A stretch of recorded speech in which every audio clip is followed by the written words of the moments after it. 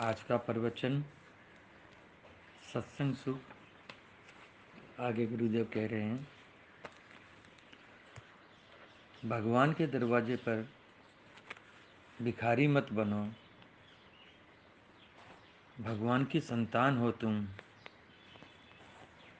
ये जो भिखारीपना है हमारा अभाव का, ये भगवान को पसंद नहीं। कोई भी पिता अपनी संतान को एक भिखारी के रूप में नहीं देखना चाहता। फिर हम भिखारी क्यों? यदि हमें भिखारी का ही भाव लेना है तो हम प्रेम के भिखारी बने, काम के भिखारी नहीं, वस्तुओं के भिखारी नहीं। आपको मालूम होना चाहिए कि जिस दिन आपने इस पृथ्वी पर पैर रखा, माँ का स्तनपान किया, धीरे धीरे आपके भीतर विद्या, बुद्धि आदि फैलती गई, बढ़ती गई।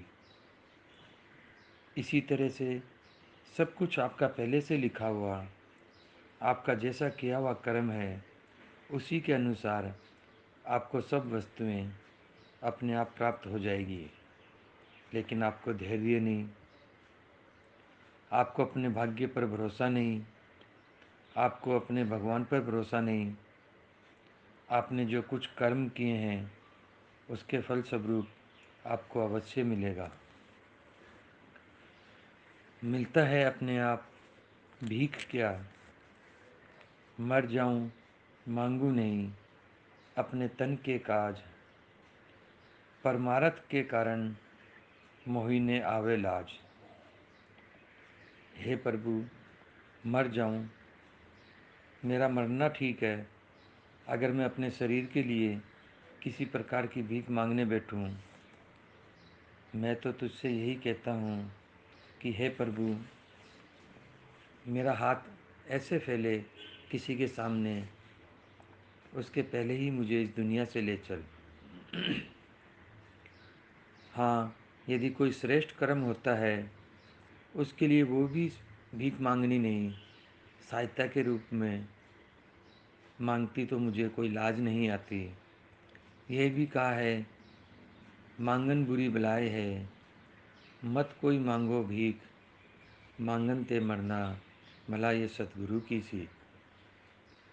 भगवान से हम भिक्षा नहीं मांगते, बल्कि हम उसके हो करके रहना चाहते हैं। ये जो उसके हो करके रहना है, यही तो भक्ति है। जिसने जैसा कर्म किया उसी के आधार पर उसे ये जन्म मिला। एक भक्त कहता है भगवान से, कहीं सत्य प्रिय वचन विचारी, जागत सोवत सरन तिहारी। तुम्ही छाड़ी गति दूसर नाही, राम बसही जिनके मन माही। इसका सीधा सा अर्थ यह है कि कहीं ही सत्य प्रिय वचन विचारी, वह मनुष्य जो कि सत्य बात कहता है, प्रिय बात कहता है, विचार करके कहता है, तो कहीं किसी को कोई कष्ट नहीं। भाई ये तो उपदेशात्मक बात हो गई।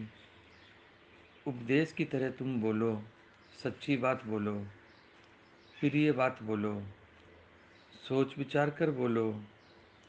अपनी वाणी का तुम अपव्यय मत करो। न जाने तुम्हारे मुख से कब कोई वाणी निकल जाए और किसी का अनिष्ट हो जाए। पश्चाताप रहेगा तुम्हारे मन में कि ये बात मैंने क्यों कह दी। देखो, उसका अमंगल हो गया। जो आदमी किसी को गाली देता है, क्या वह कभी सोचता है कि मेरी गाली न जाने किस समय लग गई तो उसका कितना अमंगल हो गया। ना बाबा, मैं किसी को गाली न दूंगा। ऐसा सोचने वाला व्यक्ति कभी किसी को गाली देगा? ऐसा व्यक्ति कभी किसी को गाली देना, निरर्थक बात कहना पसंद नहीं करेगा। तो ये जो तो उपदेश की बात हुई। और दूसरी बात यह है जागत सोवत शरण तिहारी। हे प्रभु, चाहे वे व्यक्ति जागता रहे, चाहे वे सोता रहे, तुम्हारी ही शरण में उसका जीवन व्यतीत होना है। जागत सोवत क्यों कहता है? मनुष्य जब तक जागृत अवस्था में रहता है, उस समय तक उसकी बुद्धि काम करती है। सोने के पश्चात कहाँ बुद्धि? सोने के समय तो जो मन के भाव होते हैं वही खेल दिखलाते हैं। इसलिए जो व्यक्ति जागृत अवस्था में शांत रहता है और प्रिय वचन कहता है, उसके सोने पर भी, शरीर के सो जाने पर भी उसके भीतर कोई निरर्थक बात नहीं पैदा होती। तो प्रत्येक अवस्था में वह तुम्हारी ही शरण लेकर रहता है, ये बात भी शरणागति के रूप में कही गई। किंतु इसकी तीसरी पंक्ति जो है वह ज़्यादा आकर्षक, ज़्यादा भावपूर्ण है। तुम्ही छाड़ी गति दूसर नाही।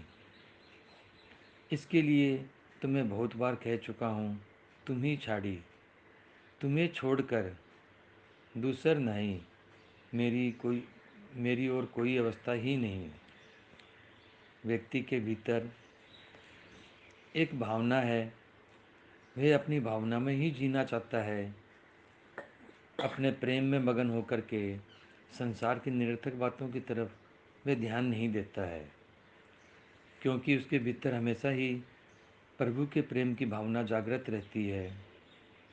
ये सूर्य 12 घंटा 13 घंटे तक प्रकाश देता है और ये चंद्रमा तिथि के अनुसार घटता और बढ़ता है।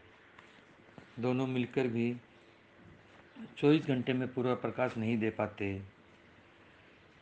पूरा काम नहीं कर पाते। लेकिन जिनके हृदय में भक्ति है, सोते समय भी उसी का ध्यान और जागते समय भी उसी का ध्यान, वो ध्यान ऐसा हो गया, चाहे जागे चाहे सोए, तुम्ही छाड़ी गति दूसर नाई।